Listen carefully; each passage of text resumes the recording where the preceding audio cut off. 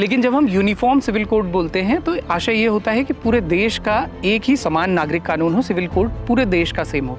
अलग अलग राज्य बनाएंगे तो फिर हमारे पास 30 अलग अलग कानून होंगे, तो वो यूसीसी देश का कैसे होगा? मुझे लगता है कि जब देश इसके लिए कानून बनाएगा तो ये जो हिस्सा उत्तराखंड ने बनाया और अब गुजरात में एक कमेटी बनी है, गोवा में एक समान नागरिक संहिता थी, तो आपको लेटर और सूनर बनाना है। तो इसमें इतनी चर्चा और इतना मंथन, इतनी चर्निंग हो चुकी होगी तब तक कि इसके जो प्रॉस एंड कॉन्स हैं या जो लागू करने में दिक्कतें होंगी अगर पूरे देश के लिए, तो वो एक क्षण के मतलब इसको आप फिल्टरिंग समझिए। उत्तराखंड में समान नागरिक संहिता यानी कि यूसीसी आज सोमवार से लागू हो गया है। मुख्यमंत्री पुष्कर सिंह धामी ने ऑफिशियल पोर्टल लॉन्च करते हुए ऐलान कर दिया है। डेफिनेशन क्लॉज में जो रेजिडेंट की या नागरिक की जो डेफिनेशन है, कई लोग ये उसका ऐसे इंटरप्रेट कर रहे हैं कि यूसीसी में 1 साल से ही जो व्यक्ति उत्तराखंड में निवास कर रहा है और क्योंकि उसको रेजिडेंट मान लिया गया, तो वो उसी को आधार बना के, उस डेफिनेशन को आधार बना के बाकी अन्य जगह भी उत्तराखंड का नागरिक होने का दावा कर सकता है। कानून जो होता है वो एक बहुत ही पेचीदा प्रोसेस है जी। जब वो एग्जीक्यूट होगा, जब वो आएगा सामने, तो वो धीरे धीरे क्लैरिटी आएगी। लेकिन ये जो पर्टिकुलर आपने बताया निवास का, सबसे पहले आपने अगर पढ़ा होगा तो उसमें है निवास से अभिप्रेत क्या है। आप क्या समझते हैं कि हम किसको उत्तराखंड का निवासी मानेंगे, उसमें स्थायी शब्द नहीं है। अभी आपने जैसे शादी का जिक्र हुआ कि जो भी व्यक्ति यहाँ रहता है, आता है और शादी करता है। अब एक्ट में 2 तरह की बातें हैं कि एक तो ज्योग्राफिकल बाउंड्रीज में जो कुछ भी शादियाँ होती हैं 1, और सेकंड की जो भी नागरिक की परिभाषा के अंदर डिफाइंड है, वो चाहे राज्य की बाउंड्री के बाहर भी शादी करते हैं, वो भी इसके परव्यू में आएंगे। अब हम बहुत समय से देख रहे हैं कि मौजूदा सरकार डेस्टिनेशन वेडिंग्स को बड़ा प्रमोट कर रही है कि उत्तराखंड आएँ, उत्तराखंड में डेस्टिनेशन के तौर पर यहाँ पर शादी के लिए हमारे पहाड़ों में आएँ और शादी करें।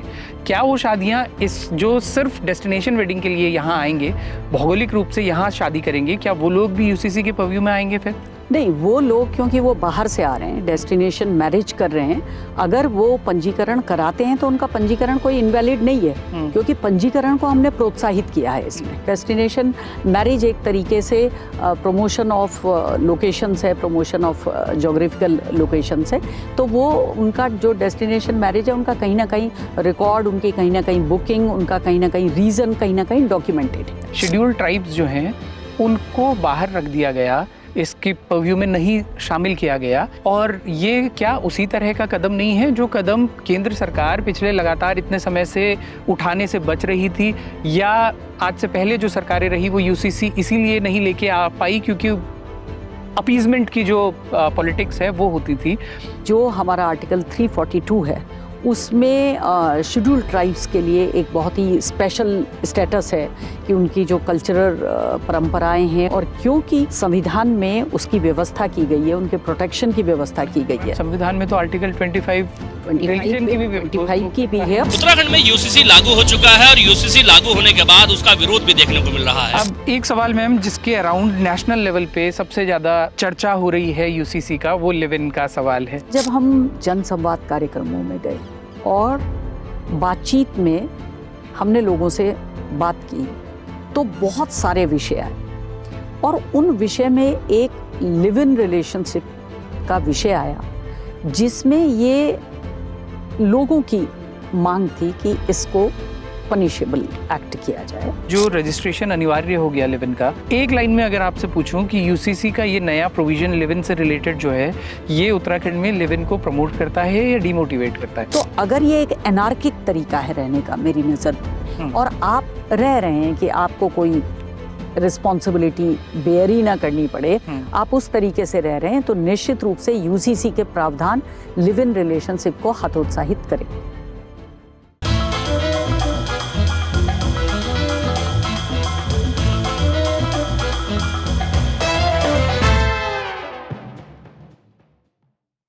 नमस्कार, बारामासा में आप लोगों का एक बार फिर से स्वागत है।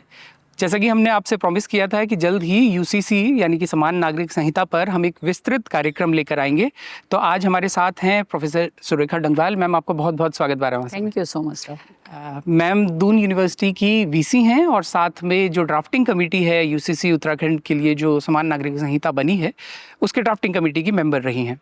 तो उनसे बातचीत की शुरुआत करें उससे पहले एक कंटेक्स्ट इसका इस्टेब्लिश कर देना इसलिए ज़रूरी है क्योंकि यूसीसी का एक पॉलिटिकल रेलेवेंस लंबे समय से रहा है। यूसीसी का जिक्र भारत के संविधान में है, एकदम शुरुआत से है। ड्राफ्टिंग कमेटी इस फेवर में थी कि यूसीसी आज नहीं तो कल लागू किया जाए और इसलिए डायरेक्टिव प्रिंसिपल्स में उसको रखा गया। लेकिन शुरुआत में जब कोडिफाई किए गए भारत में कानून, तो उस वक्त सिर्फ हिंदू लॉज का कोडिफिकेशन हुआ। 1955 और 1956 में पहले हिंदू कोड बिल आया था, जो कि जिसके ड्राफ्टिंग कमेटी में हमारे जो संविधान के निर्माता भी जिनको कहा जाता है B.R. अम्बेडकर उसमें थे। उनकी मंशा थी कि एक साथ हिंदू कोड बिल लाया जाए। वो उस फॉर्म में नहीं आया, लेकिन अलग अलग फॉर्म में अलग अलग कानून आए और हिंदू कानूनों का कोडिफिकेशन हो गया। तभी से ये मांग थी कि बाकी के जो हैं, और हिंदू के साथ साथ वो भले ही हिंदू कोड बिल उसे कहा गया, लेकिन सिख, जैन, बौद्ध, इन सभी धर्मों का कोडिफिकेशन उसी के माध्यम से हो गया था।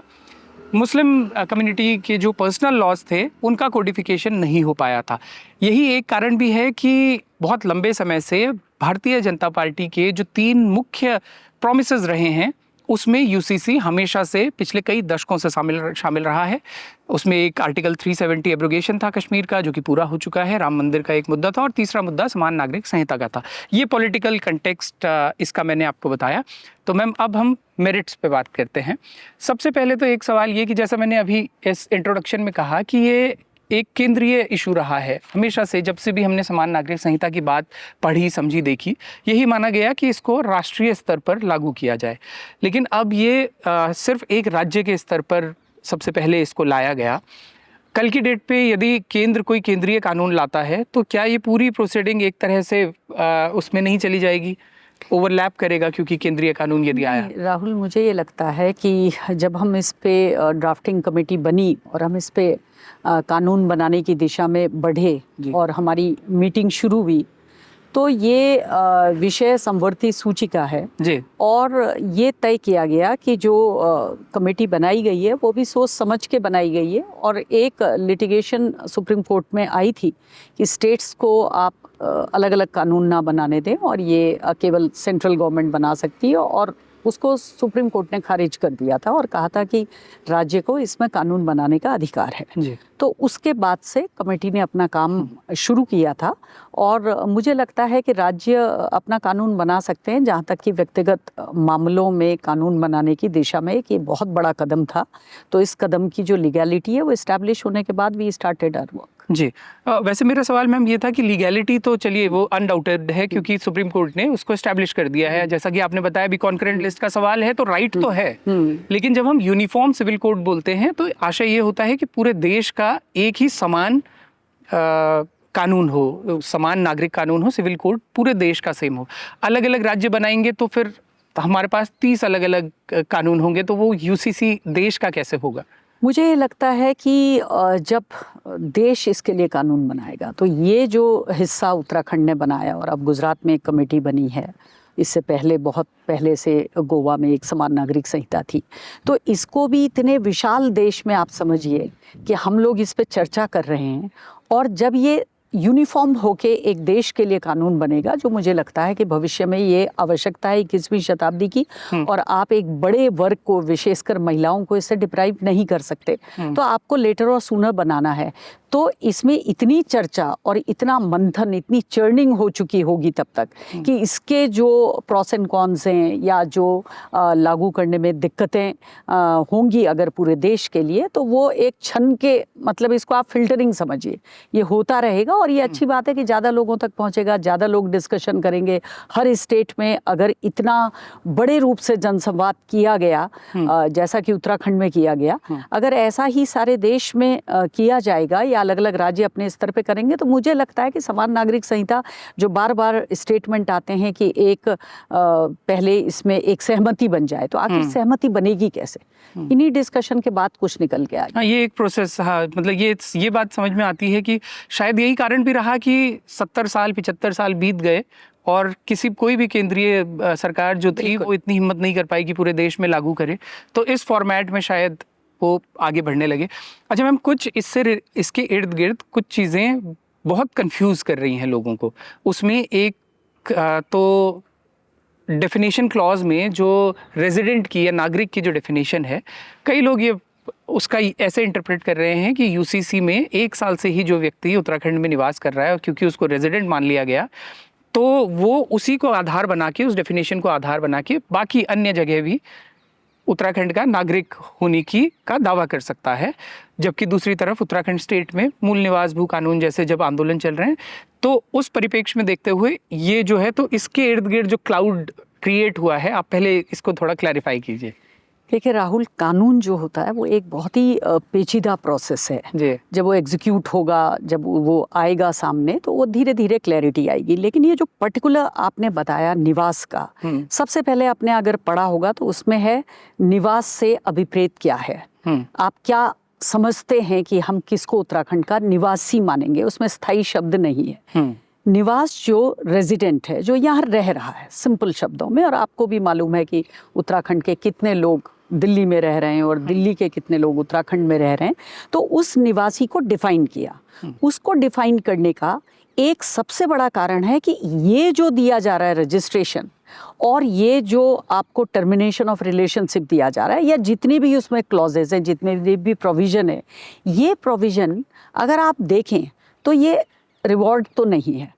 आपको कोई पुरस्कृत नहीं करने जा रहा, आपको कोई मुकुट नहीं पहनाने जा रहा। कौन लोग इस अम्ब्रेला के अधीन आएंगे, रेगुलेट करने जा रहा है। और रेगुलेट करने में कौन रेजिडेंट होंगे, तो सबसे पहले हमें इसकी स्पिरिट को समझना है। ये स्पिरिट आपको कोई जॉब देने के काम आ रही है, ये स्पिरिट आपको कोई नागरिक के रूप में बहुत बड़े रूप में इस्टेब्लिश करने जा रही है, नहीं। ये स्पिरिट ये कह रही है कि जो लोग इस बाउंड्री को क्रॉस करते हैं, ज्योग्राफिकल बाउंड्री जो उत्तराखंड की है, और यहाँ आकर उन्होंने अगर एग्जाम्पल पे शादी कर ली, या वो लिव इन रिलेशनशिप में रह रहे हैं, और दूसरे राज्य में ये व्यवस्था नहीं है, वो कहीं रिकॉर्ड में नहीं है, वो कहीं पंजीकृत नहीं है, तो उसका रिकॉर्ड, उसके जो अभिलेख मांगे जा रहे हैं, जो उसके कागज मांगे जा रहे हैं, उसमें कम से कम उसका रिकॉर्ड हो। ये इतनी सी बात है। उसमें आपने क्लॉज देखा होगा नंबर 1, स्थायी निवास के लिए समय समय पर राज्य सरकार द्वारा नोटिफाई किया गया, जिसको भी किया गया, उसमें आप भी हैं, मैं भी हूँ, क्योंकि मूल निवास अब हम यूज़ नहीं करते, सरकारी भाषा में स्थायी निवास यूज़ करते। एक तो वो हो गया कि वो नागरिक तो इसकी जद में जी। मैं इसलिए इस वर्ड को यूज़ कर रही हूँ कि इसकी जद में हम आएंगे। हम ये नहीं कह सकते मैं अपनी शादी कर रहा हूँ या कर रही हूँ, लेकिन मैं रिकॉर्ड नहीं करूँगी, मैं पंजीकृत नहीं करूँगी, तो हमें तो आना ही है। दूसरा लिखा है कि राज्य सरकार के जो एम्प्लॉइज कर्मचारी जो स्थायी हैं और उत्तराखंड में निवास कर रहे हैं, वो कहीं का भी निवासी हो सकता है, और तमाम आपने देखा कि बाहर के राज्यों के हमारी राज्य सरकार के एम्प्लॉय हैं। तीसरा केंद्र सरकार जो स्थायी हैं वो भी यहाँ है। केंद्र सरकार का कोई कर्मचारी यहाँ है, एक तो वो अपनी शादी कर रहा है, और फिर वो लंबे समय तक रह रहा है, वो अपने बच्चे की शादी कर रहा है, उस पे भी ये लागू होगा कि वो रजिस्ट्रेशन उत्तराखंड में कराएगा। उसके बाद लिखा है कि जो हमारी योजनाओं का लाभार्थी है, तो बहुत सारे केसेस में देखा गया कि हमारे पड़ोसी राज्य से लोग यहाँ आकर आपके आयुष्मान से लेकर तमाम स्कीम का फ़ायदा उठाते हैं, लेकिन वो सिटीजन के रूप में कहीं रिकॉर्डेड नहीं है, कहीं उनका कोई रिकॉर्ड आपको मिलता नहीं है। और फिर आपको लिखा है कि अगर आप यहाँ निवास कर रहे हैं और आपको 1 वर्ष से अधिक का समय हो गया, तो आप भी इसकी जद में आएंगे। तो मेरा सबसे ये कहना है कि इसको ना तो मूल निवास से भ्रमित करें, ना इसको स्थायी निवास से भ्रमित करें। ये केवल और केवल ना तो ये विषय था कमेटी के आगे, ना इस पे ये डिस्कशन हुआ, ना कमेटी इसके लिए ऑथराइज्ड है कि किसी भी राज्य सरकार के द्वारा जो समय समय पर नोटिफिकेशन निकाले जाते हैं उसके ऊपर अपनी कोई एक अलग से परिभाषा बनाए, उसके लिए कमेटी की कोई अथॉरिटी नहीं थी। और ना ये विषय था, ये था कि आप कह रहे हैं कि ये भी पंजीकृत होगा, ये भी होगा। अगर आदमी आए, अपना 2-4 दिन के लिए आए, शादी करे, चला जाए, और फिर दूसरी जगह भी करे। और ऐसे बहुत से केस जनसंवाद के दौरान हमारे सामने आए कि एक महिला थी और पहाड़ की ही थी, उसका ये कहना था कि मेरी शादी जिस व्यक्ति से हुई, मेरे 2 बच्चे हैं जी, और वो सरकारी नौकरी पे था जी। अगर आप हिंदू कोड बिल देखेंगे तो उसमें तो आप सरकारी नौकरी में रहते हुए दूसरा विवाह कर ही नहीं सकते, और उसके 2 बच्चे भी हुए। वो व्यक्ति की डेथ हो गई, वो अपना क्लेम लेने के लिए गई, उसका कोई क्लेम नहीं मिला उसको, जो आपको मृतक आश्रित हो ये सब क्लेम मिलते हैं, जिसको मैं आपको रिवॉर्ड के रूप में बता रही थी, उसको कुछ भी नहीं मिला। और बाद में जब खोजबीन हुई, जब उसको लगा कि वो बच्चे कैसे पालेगी, और उसने अपने भाइयों की भी मदद ली, अपने परिवार की भी मदद ली, तो पता लगा कि सरकारी आंकड़ों में उसका विवाह किसी और के साथ दिखाया जा रहा है, जिसको उसने अपनी पत्नी के रूप में दर्शाया है। और वो उत्तराखंड के बाहर के राज्य में उसका पत्नी और उसका परिवार निवास करता है और वो यहाँ पहाड़ में एक दूसरी पत्नी और उसके बच्चों के साथ रह रहा है। ऐसे बहुत से, इसलिए मैंने कहा कानून एक बड़ा पेचीदा सवाल है। जो लोग इससे गुजरते हैं और जब उनको न्यायिक प्रक्रिया से गुजरना पड़ता है और न्यायालय के पास भी ऐसी कोई गाइडलाइन नहीं होती है कि वो किस दिशा में उसको बताए, तो उस समय के लिए कि ज़्यादा दिक्कतें ना हो कि ये मैं क्योंकि बाहर का था तो मैं सब करने के लिए ऑथराइज्ड था, उसको भी आप उसकी जद में लाएं, उस अम्ब्रेला के अधीन लाएं। और ये केवल पंजीकरण के लिए किया गया है और ये केवल डेमोग्राफिक जो हमें डेटा ही उपलब्ध नहीं है। जो कई बार जो लोग इस प्रश्न को उठा रहे हैं, मैंने उन्हीं लोगों को बोलते हुए सुना है कि 60 से 65 लाख आबादी जो आपकी पहाड़ की थी at the time of creation of this state, आज वो बहुत ही कम रह गई और आप उस आबादी का क्लस्टर आपके प्लेन्स के इलाके में हो गया। तो जब हम पलायन की बात करते हैं उसके लिए भी हम कंसर्न फील करते हैं, ये तमाम चीज़ें होती हैं। तो ये केवल उस चीज़ से आप बिल्कुल इसको भ्रम में और कन्फ्यूजन में ना डालें। ये पंजीकरण और declaration of your relationship and termination of your relation to the purview of this act, only the purview of this act. इसके बाहर इतनी ये कमेटी नहीं थी कि इसके बाहर किसी कारण से वो दिखाई कि मैं यहाँ का निवासी था, इसलिए वो वोटर आईडी भी तो बनाता है। तो वोटर आईडी आप किसके बनाते हैं? वोटर आईडी के भी तो आपके ऐसे ही लूज डेफिनेशंस हैं कि आपको बस ये कहना है कि एक से ज़्यादा जगह आप पंजीकृत नहीं हैं और आप कहीं भी जहां आप जाते हैं वहां आपको विदिन 6 मंथ बताना पड़ता है कि अब आप यहाँ निवास कर रहे हैं, तो आप वहीं वोट देंगे कि आप 4-5 जगह वोट देंगे। तो ये उसी तरीके की एक प्रोसेस है और उस प्रोसेस में कहीं से भी, मैं तो खुद मूल निवासी हूँ और मैं उसकी संवेदनशीलता को समझती हूँ और जो लोग ऐसा कह रहे हैं मैं उनकी भी संवेदनशीलता को समझती हूँ और उनकी उन भावनाओं का भी पूरा आदर करती हूँ, क्योंकि उससे कंसर्न है और वो कंसर्न जब आप उत्तराखंड में रहते हैं तो वो कंसर्न आपको दिखाई देता है। बहुत सारे ऐसे मुद्दे होते हैं जहाँ पे वो कंसर्न स्वाभाविक है, तो उस पर मुझे कोई टिप्पणी नहीं करनी, लेकिन मैं आश्वस्त करना चाहती हूँ कि इस यूनिफॉर्म सिविल कोड से और जो निवासी की परिभाषा डिफाइन की गई है उससे इस विषय का कोई लेना देना नहीं है और ये सिर्फ केवल व्यक्तिगत मामलों में जो कानून आपको नियंत्रित करेंगे ये उसी के लिए यूज की जाए। ठीक है, बहुत सारे और डाउट्स भी हैं मैम इसके अराउंड। अभी आपने जैसे शादी का जिक्र हुआ कि जो भी व्यक्ति यहाँ रहता है, आता है और शादी करता है। अब एक्ट में 2 तरह की बातें हैं कि एक तो ज्योग्राफिकल बाउंड्रीज में जो कुछ भी शादियाँ होती हैं 1, और सेकंड की जो भी नागरिक की परिभाषा के अंदर डिफाइंड है वो चाहे राज्य की बाउंड्री के बाहर भी शादी करते हैं वो भी इसके परव्यू में आएंगे। अब हम बहुत समय से देख रहे हैं कि मौजूदा सरकार डेस्टिनेशन वेडिंग्स को बड़ा प्रमोट कर रही है कि उत्तराखंड आएँ, उत्तराखंड में डेस्टिनेशन के तौर पर यहाँ पर शादी के लिए हमारे पहाड़ों में आएँ और शादी करें। क्या वो शादियाँ इस जो सिर्फ डेस्टिनेशन वेडिंग के लिए यहाँ आएंगे, भौगोलिक रूप से यहाँ शादी करेंगे, क्या वो लोग भी यूसीसी के परव्यू में आएंगे फिर? नहीं, वो लोग क्योंकि वो बाहर से आ रहे हैं, डेस्टिनेशन मैरिज कर रहे हैं, अगर वो पंजीकरण कराते हैं तो उनका पंजीकरण कोई इनवैलिड नहीं है, क्योंकि पंजीकरण को हमने प्रोत्साहित किया है इसमें। और उसमें ये पूरी व्यवस्था आपने देखा होगा कि 16 पेज का बहुत लंबा एक फॉर्म है जो कि भरने में बहुत जल्दी भरा जाएगा, क्योंकि वो उतना टीडियस टास्क नहीं है जितना कि अभी दिखाई दे रहा है।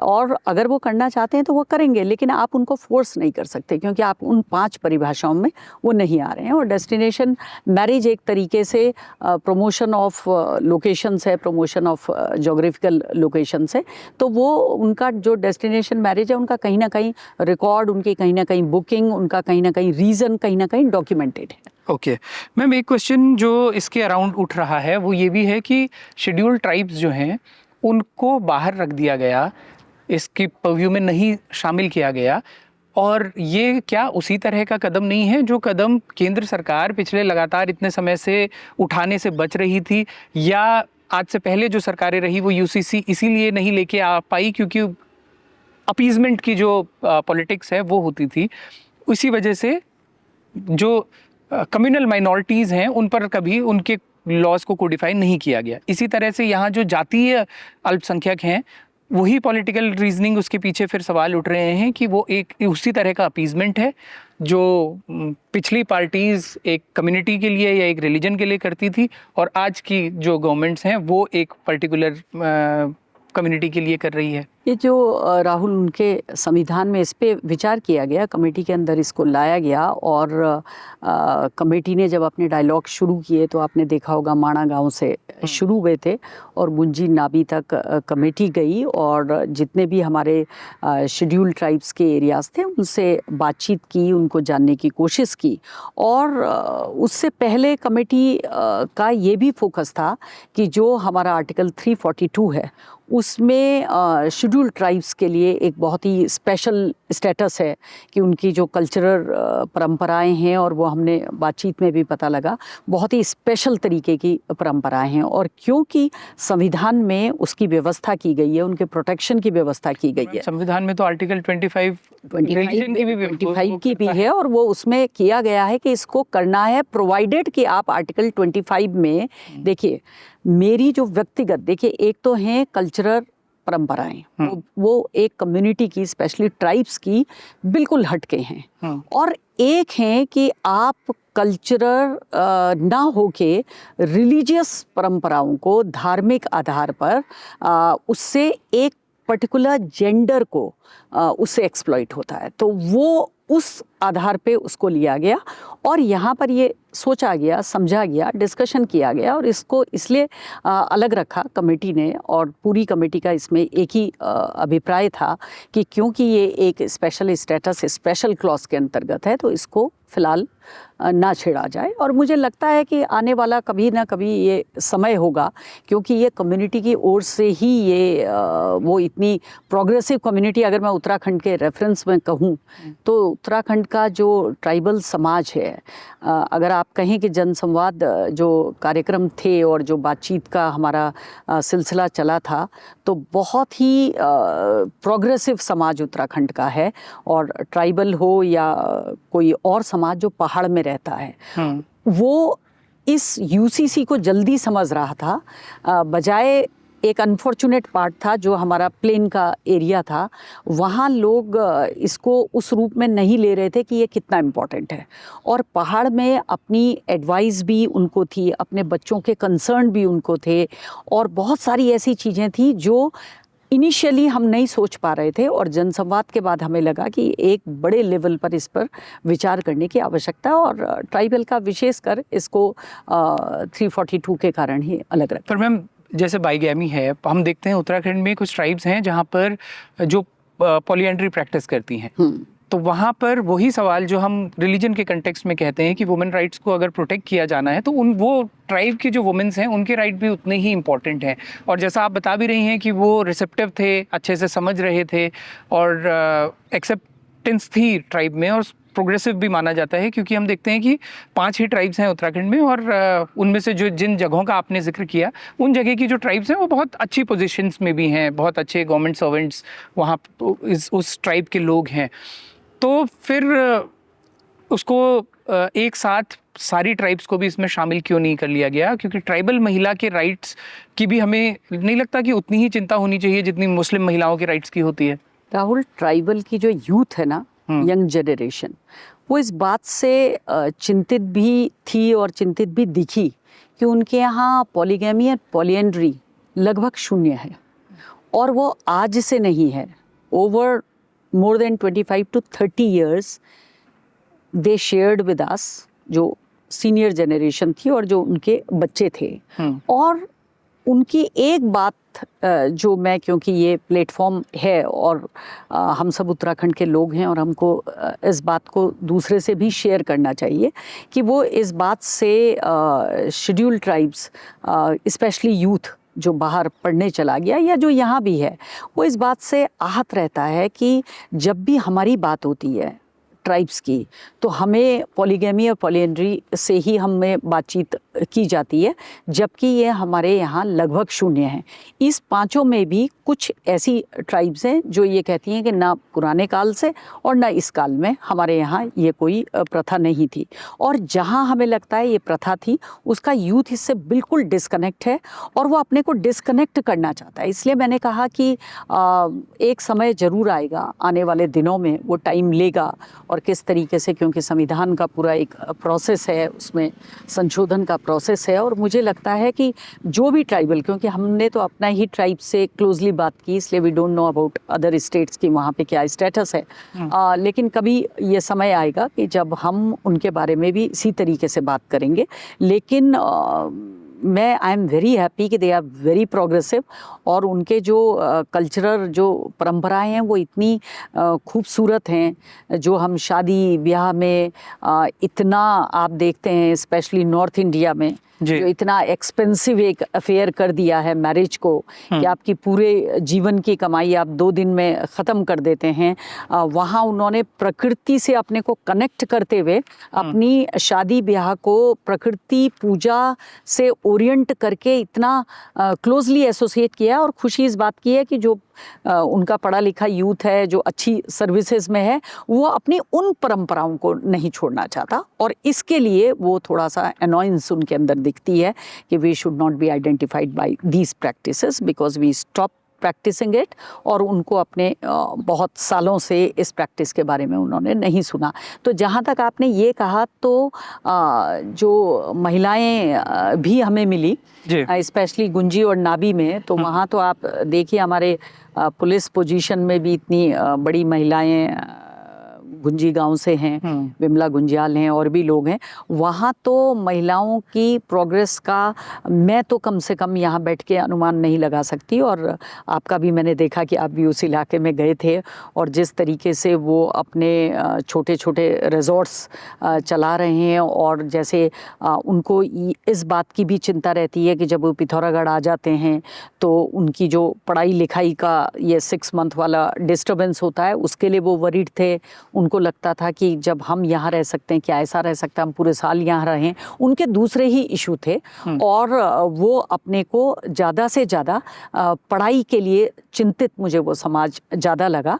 और इस तरह की व्यवस्थाओं में उनका अपना, जैसे आपने ड्रेस देखा होगा, दे वर वरीड अबाउट देयर लैंग्वेज, जो आपकी रंग लैंग्वेज है, उसके बारे में उनकी चिंता थी कि कैसे ये ज़्यादा से ज़्यादा प्रोग्रेस करे इंस्टीट्यूशन में। मीन्स बहुत ही डिफरेंट थे उनके इश्यूज। जब उनसे बात की तो मुझे जो मेनली मैंने आपको बताया कि आर्टिकल 342 इसका मेन कारण था उनको अलग रखने का, लेकिन वो समाज उत्तराखंड से बिल्कुल घुला मिला मेन स्ट्रीम समाज है with their peculiar cultural practices. बहुत ही पिक्यूलियर कल्चरल प्रैक्टिस हैं कि मुझे तो लगता है कि उस सबको मेन स्ट्रीम में उनकी कल्चरल प्रैक्टिसेस को लाना चाहिए, तो आप इन्वायरमेंट को भी बचा पाएंगे। अच्छा, इसमें सिर्फ शेड्यूल्ड ट्राइब्स जहाँ पे जिक्र आता है, वहाँ पे डेफिनेशन में सिर्फ यही है कि शेड्यूल्ड ट्राइब्स को एग्जेम्प्ट किया गया है।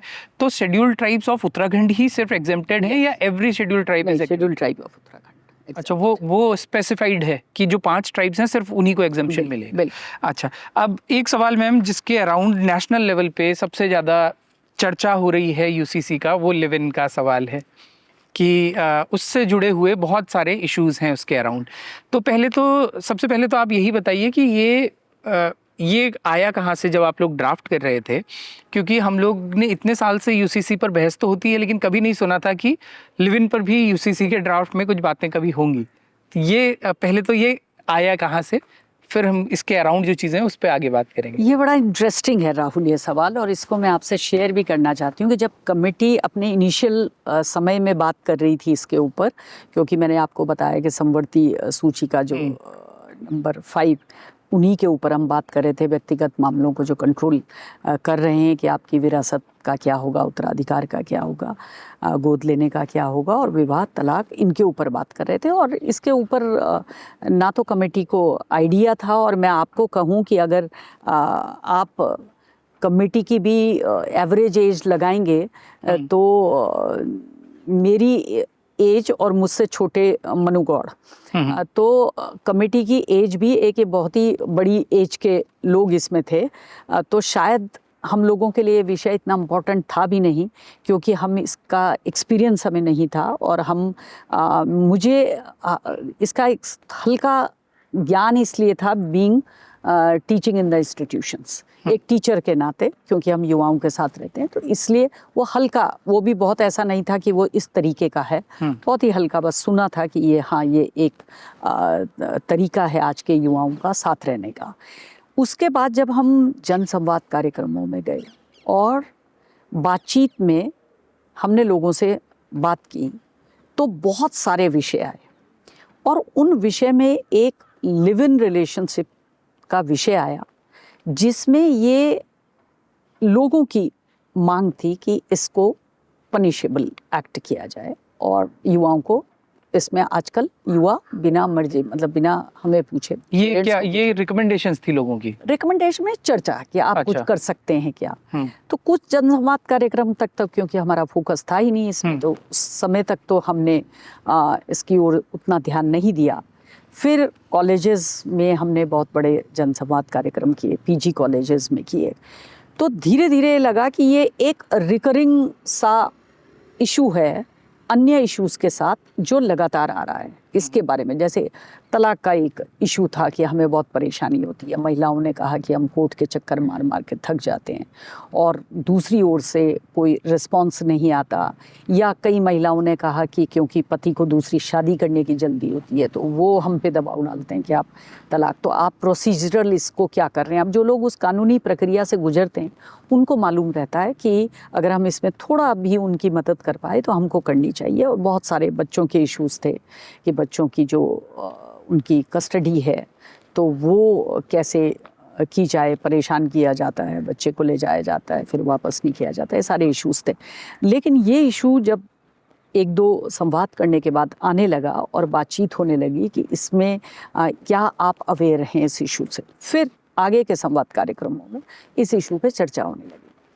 तो ये रियलाइज़ किया गया कि माँ बाप के दिमाग में ये बात बैठी है कि वो अपनी बेटियों को स्पेशली पढ़ने इसलिए नहीं देना चाहते, मतलब it was not a soul reason but it was one of the reasons because they might have heard कि ऐसा अगर देहरादून भेजेंगे तो वहाँ तो आजकल लड़के लड़कियाँ ऐसा कर रहे हैं और शादी नहीं कर रहे हैं और साथ रह रहे हैं। ये सारे इश्यूज़ क्रॉप अप हुए तो ये सोचा गया कि हम इसमें पहले अपना देखें कि हम इसमें कर क्या सकते हैं, क्या हम कुछ कर सकते हैं या लेट इट बी। जैसे आपने कहा कि ये बहुत ही एक कंट्रोवर्शियल इशू था भी कि आपको दो एडल्ट हैं वो साथ रह सकते हैं, और बहुत सारे आपने केसेस देखे होंगे कि सुप्रीम कोर्ट ने, क्योंकि हम इस विषय पे समान नागरिक संहिता पे सुप्रीम कोर्ट के लगभग 11-12 ऐसे केसेस हैं जिसमें बहुत ही क्लियरली समान नागरिक संहिता के तलाक और विवाह और इन सारे कानूनों का जिक्र किया गया है कि इसको लागू होना चाहिए। शाहबानो का सबसे बड़ा था और मुदगल जो केस था वो भी बहुत बड़ा केस था, और ये सारी चीज़ें हम पढ़ रहे थे। तो इसके ऊपर भी सुप्रीम कोर्ट की कि अगर कोई शेयर्ड हाउस होल्ड में रह रहा है, शादी या शादी के तरीके से रहने वाले युगल, तो उनकी अपनी प्रोसीडिंग्स में उनकी अपनी जो उन्होंने जजमेंट दिए हैं उनमें इसका जिक्र था कि आप रह रहे हैं लेकिन एग्जीक्यूटिव क्या कर रही है, कानून क्या कर रहा है। मतलब कहीं तो कार्यपालिका को सोचना पड़ेगा, और वो भी जैसे शादी है वैसी वो भी है, तो वो लोग जैसे रह रहे हैं उनको रेगुलेट किया जाना चाहिए। It is just again a documentation आपके स्मूथ फंक्शनिंग के लिए कि आपके यहाँ अपराध हो गया, आप चले गए एस्कॉट फ्री, जो लड़की है वो महिला आयोग चली गई, क्योंकि आपको याद होगा कि हमने जनसंवाद में जितने हमारे आयोग हैं, माइनॉरिटी कमीशन से लेकर ओबीसी से लेकर बाल आयोग और महिला आयोग, इन सब के अध्यक्षों से और इनके सचिवों को बुला के हमने एक अलग जनसंवाद किया था। उसमें ये बात आई कि ये जो लिव इन है इसको क्या किया जा सकता है, क्या ये ऐसा है जैसा हमें सुनाई दिया, क्या ये इतना रैम्पेंट है, क्या ये एक अल्टरनेट वे ऑफ लिविंग हो गया, क्या ये रिस्पॉन्सिबिलिटी से इतर कि युवाओं को एक बर्डन सा लगने लगा, आपकी शादी होगी, आपको दोनों परिवारों के रिश्ते देखने, रिश्ते निभाने, तो क्या ये ऐसा है कि इसको इतना बड़ा विकल्प के रूप में देखा जा रहा है। तो अगर देखा जा रहा है तो आपका दायित्व है, कमेटी का भी दायित्व है कि इस पे कुछ तो प्रकाश डालें। और फिर पता लगा कि महिला आयोग में maximum cases live in relationship के रिपोर्ट किए गए हैं, और वो ऐसे किए गए हैं कि लड़का था, कहाँ था, उसका आधार नंबर है नहीं है, उसका कोई आइडेंटिटी नहीं है, और ये भी कहना है कि माँ बाप को भी पता ना लगे। लड़की की पहला इशू ये रहता है कि आप होश तो करिए और उसे ढूंढिए भी और उसे पनिश भी करिए, क्योंकि उसने, मैं डिवास्टेटेड हूँ आज की डेट में, तो आप उसको क्या सज़ा देंगे, और सज़ा देने में मेरा नाम भी मत लिखिए, मेरी आइडेंटिटी भी मत बताइए। तो मुझे व्यक्तिगत रूप से भी लगता है, कमेटी को भी ये लगा कि जिन चीज़ों को आप पब्लिक लाइफ में लाना ही नहीं चाह रहे, विवाह को तो आप ऐसा नहीं करते, आप लाते हैं विवाह को पब्लिक लाइफ में, तो जिन चीज़ों को आप ऐसा कर रहे हैं उसमें अपराध की बहुत ज़्यादा संभावनाएं थी। और मैं ये नहीं कहूँगी कि बेटी और बेटे में कोई फ़र्क है इस वाले में, इसमें दोनों जगह से, आज ही आपने एक केस पेपर की सुर्खियाँ बना है जिसमें लेडी अपने 2 बच्चों के साथ, वो लिव इन में ही पैदा हुए हैं बच्चे, और रह रही थी 2013 से, तो 2013 से रह रही थी और आज उसने रेप का मुकदमा लिखाया है। तो ये दोनों, मैं ये नहीं कह रही हूँ कि उसका क्या स्टेटस है, वो सही थी गलत थी, बट यहाँ भी लड़कों की भी उतनी संभावना है कि आप साथ रह रहे हैं, क्योंकि आप कहीं डॉक्यूमेंटेड नहीं है, कहीं आप उस रिलेशनशिप को बता नहीं रहे हैं, तो आप पे रेप का मुकदमा लगेगा। जो इंसान 2013 से साथ रह रहा है तो उस पे उसके अगेंस्ट जो मुकदमा आज दायर हुआ रेप का, सो उसके बाद ये देखा गया कि अगर हर 2-3 के बाद एक तीसरा विषय ये आ रहा है कि हमें बताया नहीं जा रहा है और बच्चे क्या कर रहे हैं, जैसे ड्रग्स के भी इशू आए, पेरेंट्स का कंसर्न है, उनको नहीं मालूम कि हम ड्रग के इशू को इसमें ले सकते हैं या नहीं ले सकते हैं, ड्रग्स के इशू आए, लिव इन के इशू आए, तो उसमें ये किया गया कि जो शेयर्ड हाउस होल्ड में रह रहे हैं, और इससे पहले भी अगर आप देखेंगे जो डोमेस्टिक वायलेंस एक्ट है, डोमेस्टिक वायलेंस एक्ट में जो शादी या शादी की तरीके से रहने वाले कपल हैं और लड़की पे वायलेंस होती है, तो वो उस डोमेस्टिक वायलेंस एक्ट में अपना मुकदमा तो लिखा सकती है। तो एक तरीके से वो उस कानून से तो गुजर ही रही है कि मेरे साथ ये रह रहा था और मेरे पे वायलेंस हुई और वायलेंस में मुझे प्रताड़ित किया गया, तो वो मुकदमा लिखा सकता। तो इसको मैम, अगर मैं आपसे एक लाइन में पूछूं, आप इसको कैसे देखते हैं कि ये जो रजिस्ट्रेशन अनिवार्य हो गया लिव इन का, इससे आप ने, क्योंकि दोनों मेरे को जो समझ में आया, दोनों तरह की बातें समझ में आई, उसमें कई जगह तो ये भी था कि ये गलत प्रैक्टिस है, इसको डीमोटिवेट किया जाना चाहिए, लेकिन इसको दूसरी तरह से हम लीगलाइज कर रहे हैं, तो इसको हम प्रमोट कर रहे हैं और कानूनी संरक्षण दे रहे हैं। एक लाइन में अगर आपसे पूछूं कि यूसीसी का ये नया प्रोविजन लिव इन से रिलेटेड जो है, ये उत्तराखंड में लिव इन को प्रमोट करता है या डीमोटिवेट करता है? ये डीमोटिवेट करता है। इसका कारण ये है कि मैं इसको ये देखती हूँ कि जो लोग इसे कल्चर से जोड़ रहे हैं, शराब पीना भी हमारे कल्चर में नहीं है, लेकिन बिक रही है शराब, पी रहे हैं सारे लोग, और ओपन पीना तो बिल्कुल ही कल्चर में नहीं है, लेकिन पी रहे हैं, गिरे पड़े रह रहे हैं। और उसके बाद अगर किसी राज्य में शराब पूरी तरीके से बैन हो जाती है, तो आप देखते हैं कि वहाँ हालात और ख़राब हो जाते हैं और बिगड़ जाते हैं। बिहार उसका एग्जाम्पल है कि और गरीब आदमी ही अल्टीमेटली मरता है। मुझे ये लगता है कि आप जो रियलिटी है उसको एक्सेप्ट करिए, और वो इतनी जल्दी आप एक्सेप्ट नहीं भी करेंगे, क्योंकि जैसे मैंने आपको कहा कि हमारा इनिशियल फोकस इधर था ही नहीं, क्योंकि हम भी इसको इतनी बड़ी महामारी के रूप में नहीं ले रहे थे। हमें लग रहा था कि ठीक है, होगा, कहीं कहीं होता होगा, इसके लिए कानून की आवश्यकता नहीं है। लेकिन अब जब आप एक रिपोर्ट, मुझे ध्यान नहीं आ रहा, नहीं तो मैं रेफरेंस में उसको यूज़ करती, कि आने वाले समय में ये रिपोर्ट कहती है कि भारत में मोर देन 60% युवा शादी नहीं करेंगे। मतलब वो उनको ये ज़रूरी नहीं लगेगी कि शादी करनी चाहिए, 60% युवा।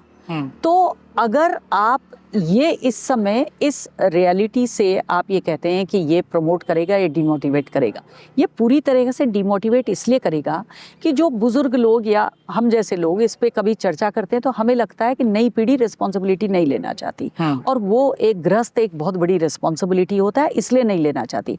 आपने लिव इन में रहने वाले बच्चों का पूरी जिम्मेदारी आपको लेनी है, तो वो जिम्मेदारी से आप भाग नहीं सकते अगर वो उस रिश्ते से उत्पन्न संतान है। आप महिला को टेकन फॉर ग्रांटेड नहीं ले सकते, आप उस पर वायलेंस नहीं कर सकते, एट्रोसिटीज़ नहीं कर सकते। आप साथ रहने के बाद बिना बताए, बिना पते के आप भाग नहीं सकते, क्योंकि ये आपकी रिस्पॉन्सिबिलिटी है। तो आपको एक तरीके से एक रिस्पॉन्सिबल बनाया गया है।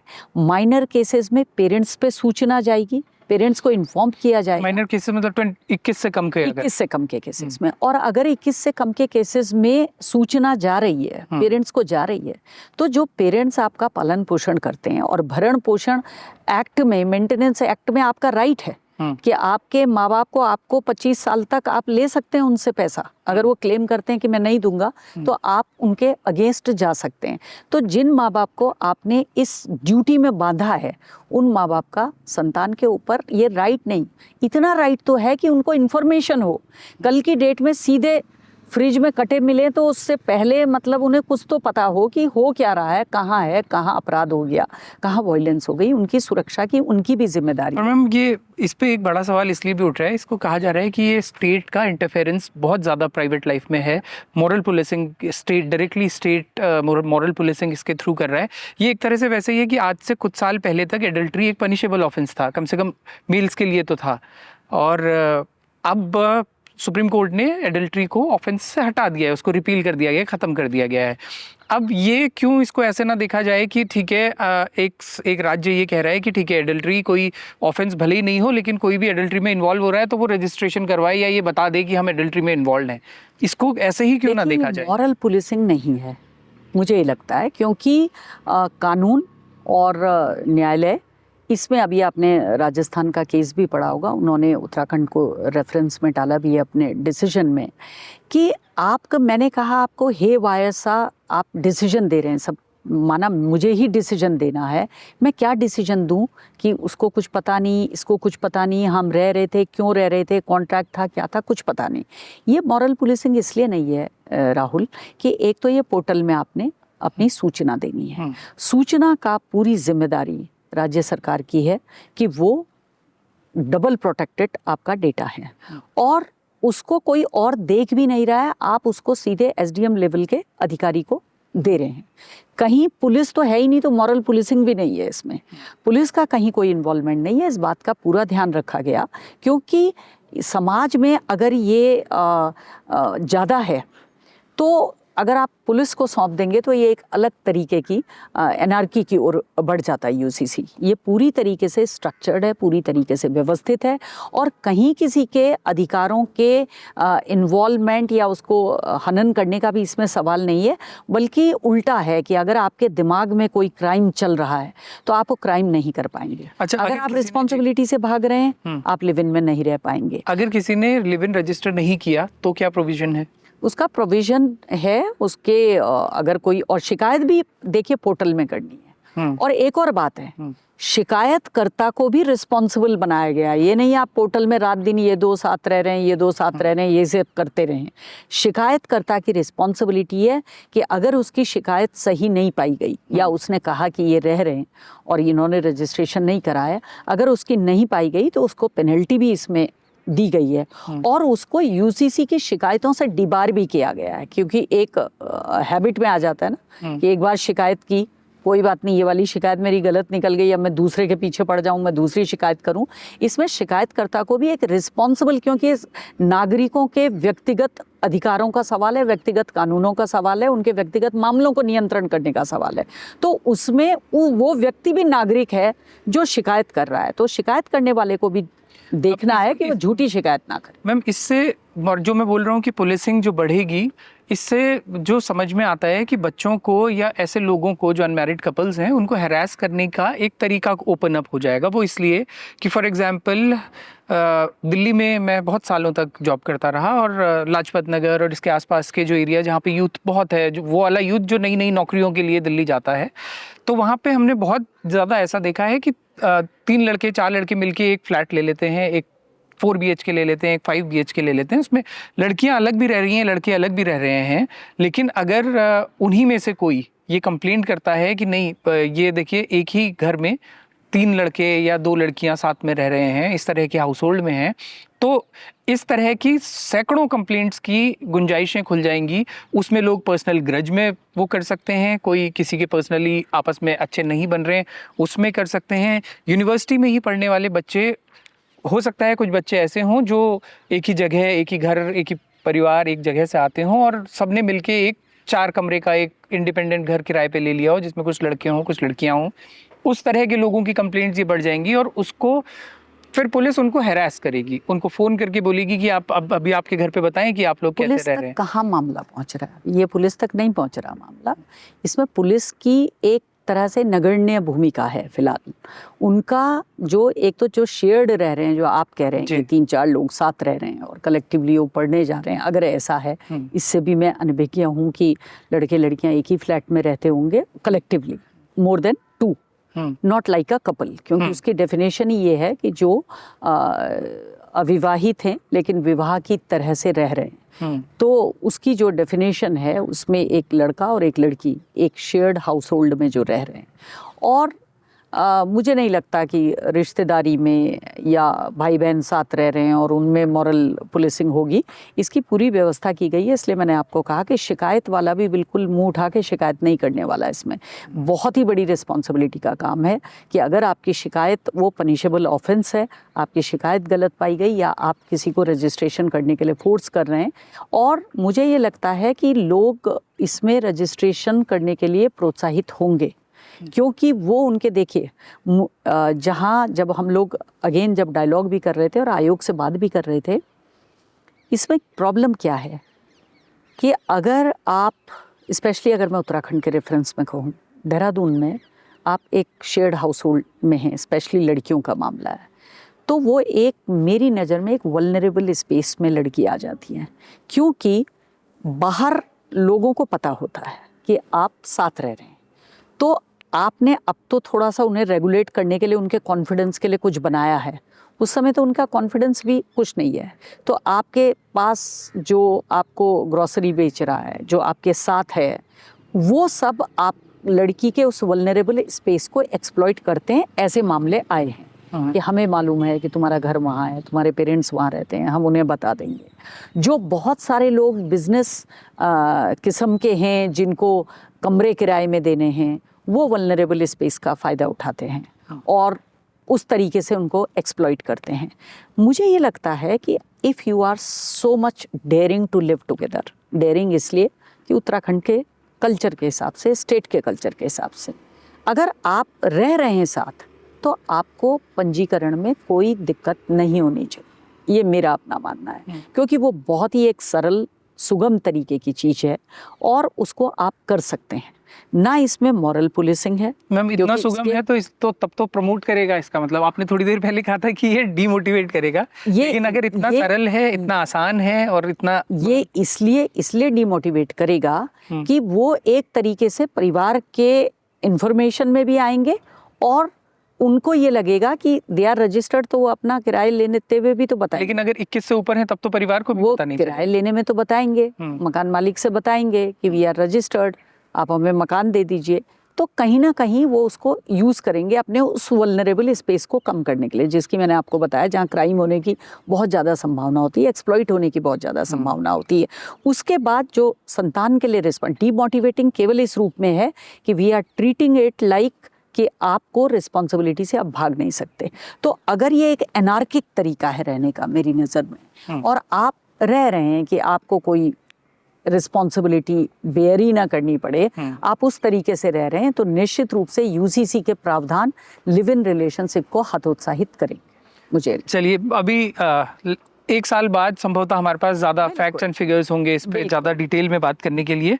कुछ क्वेश्चंस और मैम, जैसे शेड्यूल्ड ट्राइब को इसमें छोड़ दिया गया है, तो शेड्यूल्ड ट्राइब छोड़ दिया गया है तो पूरी तरह से छोड़ दिया गया है, तो शेड्यूल्ड ट्राइब का कोई लड़का लड़की लिव इन में चाहे तो बिना रजिस्ट्रेशन के रह सकता है उनका, क्योंकि उनको अब एक्सक्लूड किया है स्पेशल क्लॉज देके, तो वो रह सकता है। दूसरा इसमें यह है कि 1 साल से जो व्यक्ति रह रहा है उस पर यूसीसी लागू होगा।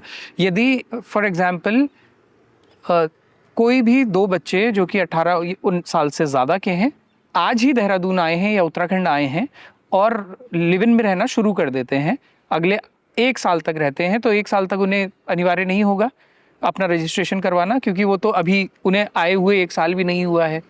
नहीं, लिव इन में जाने के, लिव इन के लिए जो प्रावधान है उसमें जाने के उनको 30 डेज में अपना रजिस्ट्रेशन करवाना है। When they decided to be there in the live in, तो उनको रजिस्ट्रेशन करवाना है, चाहे वो अभी राज्य में आए हों। अभी राज्य में, अच्छा, लिव इन में रजिस्ट्रेशन। ठीक है। कुछ और चीज़ें मैम कि जो आपको लगता है कि चर्चा तो लिव इन, क्योंकि इतना कंट्रोवर्शियल है तो उसी पे पूरे देश में सबसे ज़्यादा चर्चा उसी पे हो रही है, तो उसमें हो सकता है कि बहुत ऐसी चीज़ें शैडो हो जा रही हों जो इसकी यूएसपी होनी चाहिए थी। तो आपको पर्सनली इसके ड्राफ्टिंग में और इसके इम्प्लीमेंटेशन के बाद आपको क्या लगता है कि इसकी कोर यूएसपीज क्या हैं, कितना कुछ ये बदलेगा और किन राइट्स को ये बहुत अच्छे से अब इंश्योर करेगा जो पहले नहीं होते थे? देखिए, मुझे पहली ही मीटिंग में ये क्लियर हो गया था कि इसकी जो यूएसपी होने वाली है और जो इसका कोर, और जिसको करने के बाद मुझे अपना व्यक्तिगत रूप से बहुत सेटिस्फेक्शन है लोगों से बात करने में, वो जो ट्रॉमा स्पेशली वुमेन का था। तो ये माननीय मुख्यमंत्री जी ने एक लाइन कही जिसको मुझे लगता है कि इसको कवर करेगी वो लाइन पूरे यूसीसी को, और वो लाइन है कि ये आधी आबादी का पूरा कानून है। और वो आधी आबादी जो कि सिर्फ इसलिए कि अभी नहीं बनाना, अभी आगे सोचेंगे, अभी कुछ लोग उसमें कवर हुए, महिलाएं कवर हुई, उनकी शादी की उम्र तय हुई कि 18 साल उनकी शादी की उम्र रखी जाएगी। और आप एक पर्सनल लॉज में या आप अपने जो धार्मिक तरीके से जो शरीयत है उस लॉ में आप उनकी शादी कर दे रहे हैं 12 साल में, 13 साल में, 14 साल में, 15 साल, कुछ भी डिसाइडेड नहीं है। और वो बच्ची जो है वो पढ़ना चाह रही है, उसकी जो पढ़ने की ललक थी और उसकी जो वो शेयरिंग थी कि मुझे कम से कम मेरे जो पेरेंट्स हैं उनको ये पता होना चाहिए कि ये काम इलीगल तरीके से हो रहा है और मैं पढ़ सकती हूँ, बस इतना आप प्रावधान कर दीजिए। तो मुझे सेटिस्फेक्शन है उस बच्ची के लिए, उस लड़की के लिए जो इक्वल है। मतलब आप क्राइम कर रहे हैं तो क्राइम में, आप मर्डर कर रहे हैं तो आपको फांसी हो रही है। तो मुझे नहीं समझ आ रहा कि आप व्यक्तिगत जो कानून से आप गवर्न हो रहे हैं, शादी कर रहे हैं, तो आप उन अधिकारों में इक्वल क्यों नहीं है। ये थोड़ा सा मुझे व्यक्तिगत रूप से इसमें एक एंगर का पार्ट है कि आपको अपराध के लिए इक्वल सज़ा है, लेकिन आप इस तरीके के राइट लेना चाहते हैं कि हमारे उसमें ये अलाउड नहीं है, हमारे इसमें ये अलाउड नहीं है, और इसके लिए जो पिस रही है वो वुमन है। तो ये जेंडर इक्वालिटी की दिशा में यूसीसी जब इसको 1 वर्ष पूरा होगा इसके एग्जीक्यूशन में, आप देखेंगे जो भी मामले इसमें आएंगे वो निश्चित रूप से महिलाओं को इक्वालिटी की ओर और उनको और एम्पावर करेंगे। वो उसके हाथ में ये होगा कि वो इसमें क्या कर सकती है। जैसे संपत्ति का अधिकार है, 2005 में एक्ट बना और हिंदू लड़कियों के लिए संपत्ति का अधिकार इक्वल हुआ। इसमें एस्टेट वर्ड यूज किया गया है, किसी भी तरीके की संपत्ति, मूवेबल और इमूवेबल। अभी ये हमारे संस्कार में नहीं आया है, 2005 में बन तो गया लेकिन अभी भी संस्कार में नहीं आया है। इससे कई चीज़ें खत्म होने वाली हैं। इससे बेटा पैदा करने की प्रायोरिटी खत्म होने वाली है, प्रेफरेंस खत्म होने वाला है। इससे वो तमाम चीज़ें जो इस शब्द से जुड़ी हुई हैं, उत्तराधिकार शब्द से, वो भी इसमें ख़त्म होने वाली हैं। और हमको एज ए पेरेंट, अगर मेरा एक बेटा है और एक बेटी है, तो मेरे ओरिएंटेशन में ये स्वाभाविक रूप से आने वाला है कि मेरे द्वारा अर्जित या मेरे पति के द्वारा अर्जित जो भी संपत्ति है वो दोनों बच्चों की है। तो बेटी को बच्चा संतान की तरह ट्रीट करने का भी ये हमारे संस्कार में आएगा। तो इसके लिए और चीज़ों की भी शायद ज़रूरत होगी मैम, क्योंकि जैसे हिंदू लॉज में तो ये था ही ना कि मतलब क्लेम, लड़की बराबर का हिस्सा क्लेम कर सकती थी अपनी पेरेंटल प्रॉपर्टी में, लेकिन एक्चुअली ऐसा होता नहीं है। हम देखते हैं कि बहुत कम ऐसे इंस्टेंसेस हम अपने इर्द गिर्द के समाज में देखते हैं जहां पिता की प्रॉपर्टी में बहुत सारे इश्यूज हैं राहुल। बहुत लोगों को, ऐसा नहीं है कि जनसंवाद में सब कुछ बहुत पॉजिटिव हो रहा था। बहुत सारे लोगों को ये इश्यूज थे कि हम अपनी एग्रीकल्चर लैंड में अपनी बेटी को बिल्कुल शेयर नहीं देंगे और हम बिल्कुल नहीं चाहेंगे कि हमारे बेटे की जो हमारी एग्रीकल्चर लैंड है उसमें हमारा दामाद, जिसका सरनेम बिल्कुल अलग है, उसकी हम हिस्सेदारी हो। ऐसे किसी कानून को हम सपोर्ट नहीं करेंगे। बहुत सारी चीज़ें ऐसी हैं जो हमारी मानसिकता से जुड़ी हैं सीधे सीधे, और इनको सरल करने में आज मैं आपके सामने बैठी हूँ और मैं बार बार इस बात को कहती हूँ कि यहाँ इस चेयर में बैठ के आप मुझसे कुछ पूछ रहे हैं और मैं आपके सवालों का जवाब दे पा रही हूँ, या इस यूनिवर्सिटी की कुलपति बन पाई या टीचर बन पाई, प्रोफेसर बन पाई, इसके लिए पता नहीं कितनी उन महिलाओं का सेक्रीफाइस है, कितना उनका योगदान है, और मेरी माँ का कितना योगदान है जिसने ये तय किया होगा कि मुझे उसे वो सब कुछ पढ़ाना है जितना मैं पढ़ पा रही थी। तो शायद ये समय आते आते एक बड़ा समय लगेगा कि जब हम इसको बहुत ही स्वाभाविक रूप से, और आपने बिल्कुल, मैं आपकी बात से सहमत हूँ कि केवल ये कि इनको संपत्ति का बराबर अधिकार हो और बराबर मिल जाएगा, केवल वहाँ तक विषय नहीं है। एक से दूसरा कनेक्टेड है, दूसरे से तीसरा कनेक्टेड है। जो हम गर्भ में ही बेटी को मार देने की प्रवृत्ति है, उसके जन्म को बिल्कुल अनविलिंग तरीके से लेने की प्रवृत्ति है, उसके सेलिब्रेशन की बिल्कुल प्रवृत्ति नहीं है। और उस तरीके से बहुत सारे परिवारों में आज एक बहुत बड़ा सेलिब्रेशन और गर्ल चाइल्ड के लिए एक बहुत बड़ी डिमांड है कि हम चाहते हैं कि हमारे परिवार में बेटी का जन्म हो। तो ये सारी जो सामाजिक मान्यताएं हैं या सामाजिक कुप्रथाएं समझ लीजिए इसको हैं। मुझे याद है कि एक जनसंवाद कार्यक्रम हो रहा था, शायद धारचूला में था, कहीं पे था। तो वहाँ पे क्योंकि वो जो सज्जन जिन्होंने कहा था उनका बोलने का तरीका बहुत ही अच्छा था। उन्होंने कहा कि मैं अपनी बहन को अपने पिता की संपत्ति में उसका अधिकार होगा। फिर उन्होंने कहा कि जो मेरी बेटी जाएगी दूसरी जगह तो मेरी फिर संपत्ति में फिर मतलब मुझे उसको भी देना पड़ेगा। फिर उन्होंने थोड़ा दिमाग में जोड़ लगाया और उन्होंने कहा कि मुझे अपनी बेटी को देना पड़ेगा और उधर से मेरी बहू आएगी। फिर उसके मतलब आप हमें इस जंजाल में ना फंसाइए। ये वेब है, ये पूरा मकड़ जाल है और आप लोगों से प्रार्थना है कि इस मकड़ जाल में हमको मत फंसाइए। तो ये जो, और उनके चेहरे से, उनके एक्सप्रेशन से वो उलझन दिखाई दे रही थी कि हम क्या कर रहे हैं, बेटी वहाँ जाएगी, वो मेरा वाला हिस्सा वहाँ चला जाएगा, फिर मेरा बेटा क्या करेगा। तो ये अभी जो एक उलझन है इस पीढ़ी के दिमाग में, मुझे ये लगता है कि यूसीसी ने, अगर संपत्ति का अधिकार 2005 में था और यूसीसी के जो लोग उसके बारे में या समझ नहीं रहे हैं या ये कह रहे हैं कि इससे कोई फ़र्क नहीं पड़ा, उन्हें ये पता लगेगा कि ये इसने एक सीढ़ी को और बढ़ाया है उस दिशा में। ये एक बहुत बड़ा कदम है। जब वो समय आ जाएगा बहुत ही कम अंतराल के बाद, जब हमको ये लगने लगेगा कि बेटी और बेटे में वाकई कोई फ़र्क नहीं है, वो आपकी संतान है और उनको इक्वल राइट है और आप खुद ही उसको संपत्ति देंगे। और अभी आप उसको एक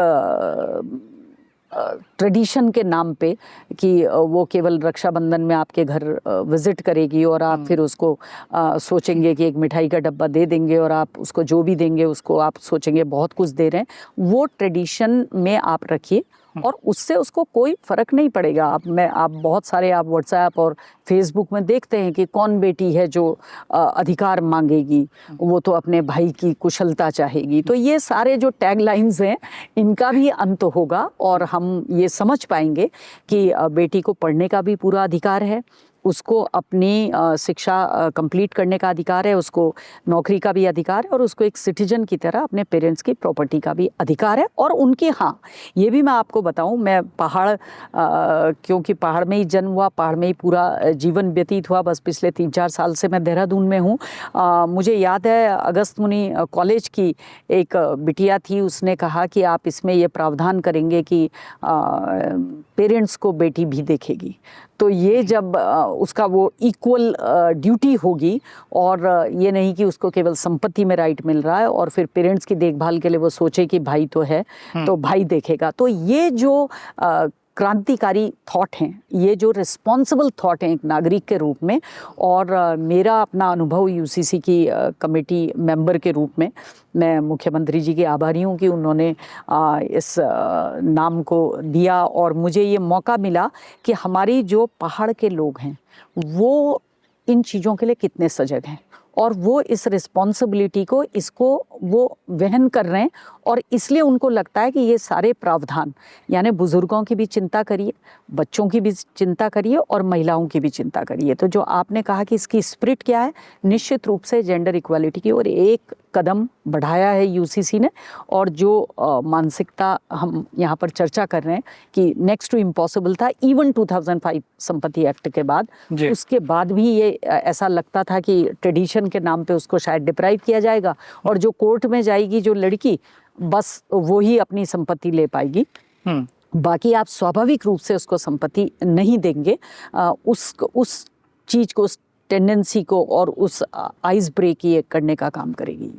thank you so much ma'am, आपने हमें समय दिया। और यूसीसी पर डिटेल में क्वेश्चंस का जवाब दिया। आपका बहुत बहुत शुक्रिया। Thank you so much. आप लोगों को ये प्रोग्राम कैसा लगा हम लोगों को कमेंट करके ज़रूर बताइएगा। आपके कुछ सवाल यूसीसी से रिलेटेड अगर अभी भी रह गए हों तो वो भी कमेंट बॉक्स में ज़रूर बताइएगा।